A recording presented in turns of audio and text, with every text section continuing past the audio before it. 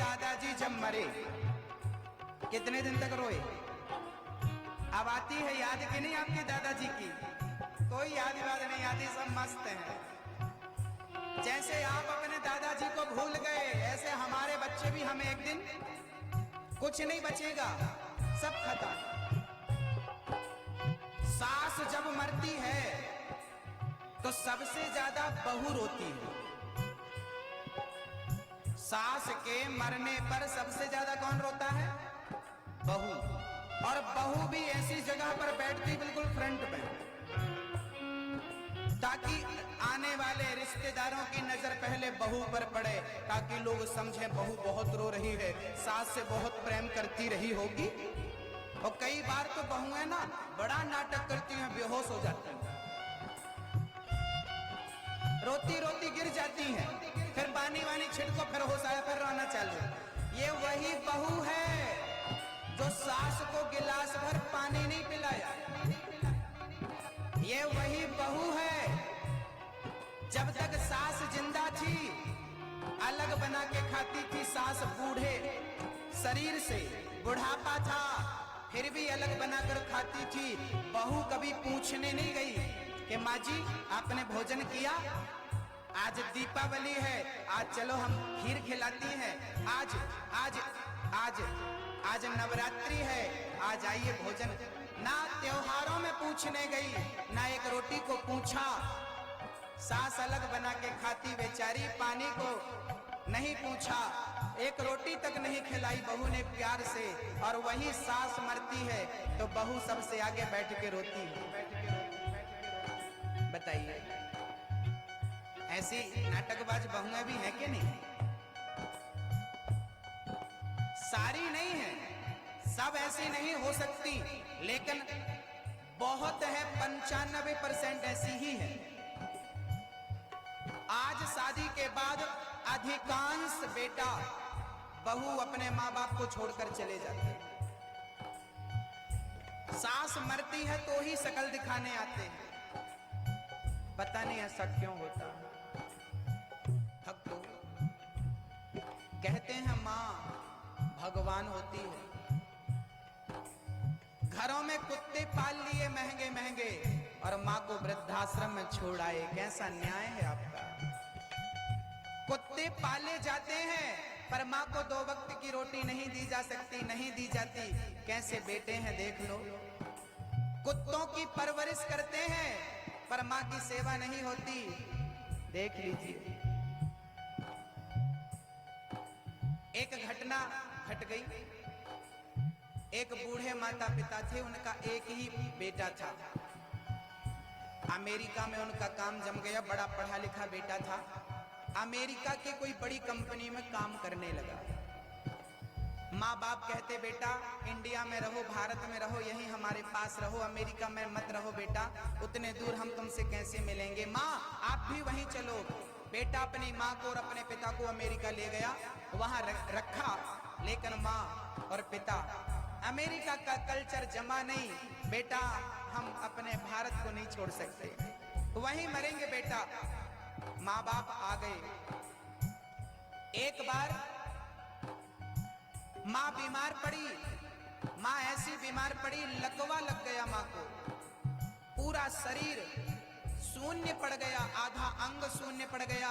पिता ने जल्दी फोन मिलाया, बेटा तेरी माँ को लकवा लग गया है, जल्दी आजा बेटा, तेरी माँ तुझे पुकार रही है, आजा। पिताजी पापा मैं नहीं आ सकता, यहाँ बहुत जरूरी काम है, मैं नहीं आ सकता। सोचो, जब माँ को सबसे ज्यादा बेटों की जरूरत थी, बच्चे की जरूरत थी, तब वो बेटा उसके पास नहीं था। अब घर में बूढ़े पत्नी को लकवा मार गया। पति सेवा करता है, पत्नी के वस्त्र बदलता है, पत्नी की सेवा, पति धर्म निभाता है और बड़े बखूबी पति धर्म निभाता, सेवा करता करता करता 3 वर्ष बीत गए, अभी तक बेटा आया नहीं। अचानक एक दिन वो बूढ़ा आदमी रसोई में भोजन बना रहा था, अटैक आ गया, दिल का दौरा पड़ा, रसोई में ही गिर पड़ा और प्राण निकल गए। लकवा लगा जिस माँ को बिस्तर में पड़ी, उसको लगा कि अभी तक आए नहीं, रोज तो आ जाते थे पति जी, अभी तक नहीं आए। उसको लगा कुछ गड़बड़ है। अब वो एक कदम नहीं चल पाती थी, लकवा का मरीज कहाँ चल पाता है। उस बूढ़ी माँ ने अपने आप को पलंग से गिराया और गिराकर घिसटती हुई चली। 4 घंटे में वो किचन पहुंच सकी। घिसट करके किचन पहुंची, देखा पति मरा पड़ा था।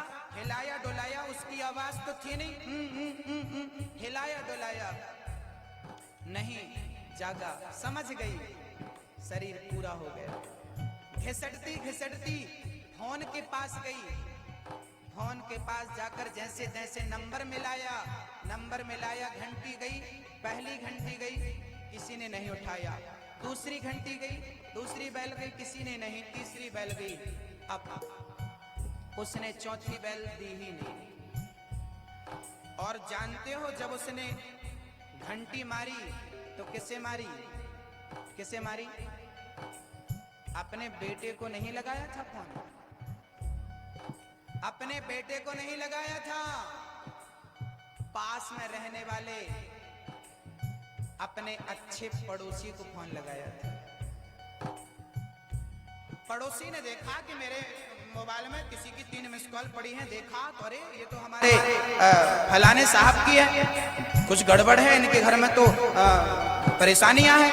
दौड़ कर गया, दरवाजा खोला, पर दरवाजा खोला नहीं। पुलिस को बुलाया गया, दरवाजा तोड़ा गया। और जब तोड़ा गया तो एक लाश किचन में मिली और दूसरी लाश जहां फोन रखा था वहीं फोन पर लटकी थी।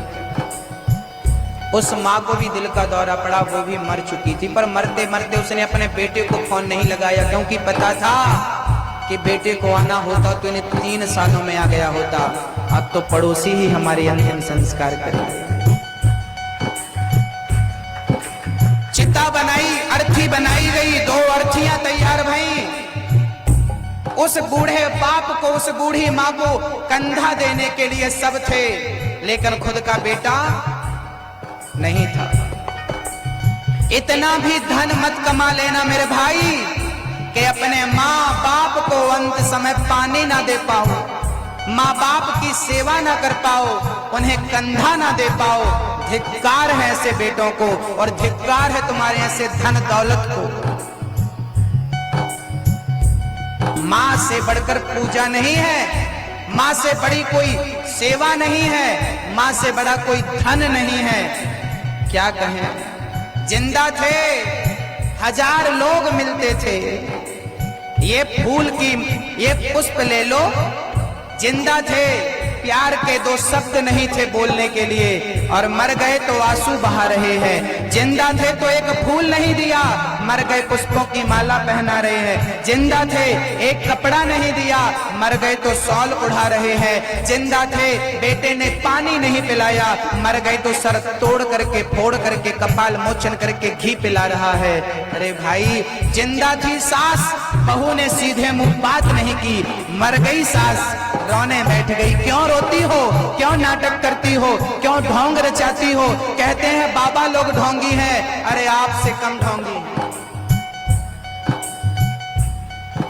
मर गए हम, चिता की ओर जा रहे हैं। उठाओ हाथ और अपने उस पल को देखो जब हम मरे पड़े हैं और चिताएं अर्थी तैयार हो रही है, हमें अर्थी पर लिटाया और ले जा रहे हैं। इसलिए आपका किया गया धर्म, दिया गया दान, की गई अच्छाई, हमारी अच्छाइयाँ अमर होती हैं। हम मर जाएंगे, शरीर खत्म हो जाएगा, लेकिन हमारे द्वारा की गई अच्छाई, हमारे द्वारा दिया हुआ दान कभी मरने वाला नहीं। मेरी माँ, जब राम सेतु बन रहा था तब एक गिलहरी अपने शरीर में पहले समुद्र में नहाती, फिर धूल में लौटती, तो उसके शरीर में 10-20 कण धूल के चिपक जाते। वो जाती और समुद्र में सेतु बन रहा था ना, वहां पर झड़ा देती धूल। राम जी ने देखा, ए भाई गिलहरी क्या कर रही हो? गिलहरी बोली, सेतु बना रही है, पुल। पुल बना रही हो तुम, पुल बना रही हो? पुल इतना बड़ा तुम कैसे बना पाओगी? गिलहरी ने बड़ा प्यारा जवाब दिया, राम जी मुझे पता है कि मैं इतना बड़ा सेतु नहीं बना पाऊंगी, लेकिन इस सेतु में मेरी हैसियत के अनुसार मैं धूल के 10-20 कण डाल दूंगी, तो कभी भी इतिहास उठाकर देखा जाएगा तो इस सेतु को बनाने में मेरा नाम भी जोड़ा जाएगा, क्योंकि भले 10 कण डाले, 10-20 धूल की कर डाल दी है, लेकिन बनाने में सहयोग तो दिया है। तो मेरी माँ, अच्छे कार्य में दिया गया सहयोग हमारे जाने के बाद भी अमर होता है। ना जाने वो गिलहरी कौन सी गिलहरी रही होगी जिसका नाम आज तक हम और आप सुनते और गाते हैं। भक्तों, ना मैं रहूंगा ना आप रहेंगे, फिर भी ये भारत रहेगा।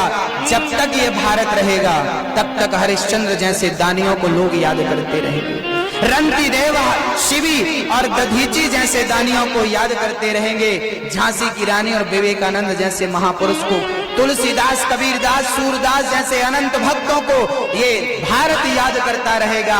कभी आपने सोचा कि आपने भी कुछ ऐसा काम किया है जिसके कारण आपको भी आपके जाने के बाद कोई याद करे? इसलिए अच्छा काम करके मरना।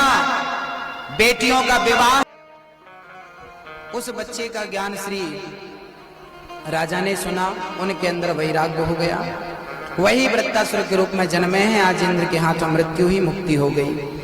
कल्प कल्प में भगवान आते हैं और अपने भक्तों को उचित मार्ग दिखाते हैं। यदा देवेषु वेदेषु गौसो विप्रेषु साधुषु धर्मे मयि च विद्वेषा सवा आयु विनश्यति। जब जब हो या धर्म के हानि, बाढ़े असुर अधम अभिमानी, तब तब धरि प्रभु विविध शरीरा। अनेक रूपों में भगवान अनेक बार प्रकट भय हैं अपने भक्तों के लिए।